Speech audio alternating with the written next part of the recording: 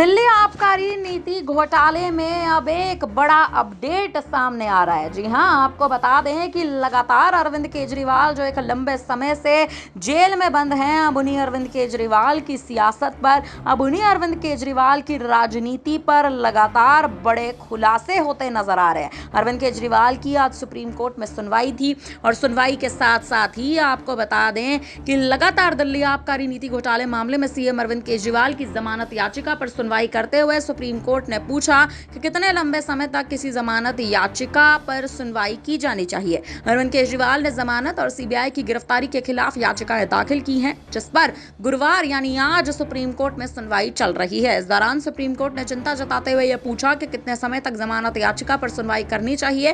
क्या एक सामान्य व्यक्ति को इतना लंबा समय कहीं ना कहीं मिलता है? इस पर जस्टिस सूर्यकांत और जस्टिस उज्जवल भुइया की बेंच मामले में सुनवाई कर रही है। अरविंद केजरीवाल की तरफ से सीनियर एडवोकेट अभिषेक मनु सिंह भी पेश हुए थे, जबकि सीबीआई की ओर से additional solicitor general S V Raju पक्ष में रख रहे थे। जस्टिस सूर्यकांत ने सुनवाई के दौरान चिंता जताते हुए कहा कि हम दोनों पक्षों को सुनेंगे, लेकिन हम सोच रहे हैं कि हमें कितने लंबे समय तक जमानत याचिका पर सुनवाई करनी चाहिए। क्या किसी सामान्य आदमी को इतना समय मिलता है? इस पर एसवी राजू ने अपने बयान में कहा कि एक सामान्य व्यक्ति को भी उतना ही समय मिलना चाहिए जितना अरविंद केजरीवाल को मिलता है।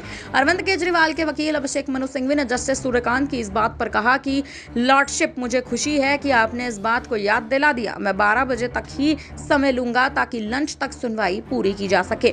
जस्टिस सूर्यकांत ने इस बात पर अपना बड़ा बयान दिया और कहा कि यह चिंता तब जाहिर की जब जमानत और गिरफ्तारी के खिलाफ याचिकाओं पर एडवोकेट अभिषेक मनु सिंघवी दलील दे रहे थे। तभी उनकी और एसवी राजू की बहस शुरू हो गई। एसवी राजू ने बेंच में कहा कि अभिषेक मनु सिंघवी किस पर दलील दे रहे हैं, जमानत याचिका पर या जमानत के खिलाफ दाखिल याचिका पर। इस बात पर आपत्ति जताते हुए उन्होंने कहा कि अभिषेक मनु सिंघवी इन दोनों मामलों को मिक्स नहीं कर सकते और इस पर पहले भी ऑब्जेक्शन किया जा चुका है। एडवोकेट सिंघवी ने बेंच से कहा कि उन्हें दलीलें पूरी कर दी जानी चाहिए। उन्होंने एसवी राजू से यह तक कह दिया कि बेंच को लगेगा तो वह रोक सकते हैं, उनके पास अभी भी समय है।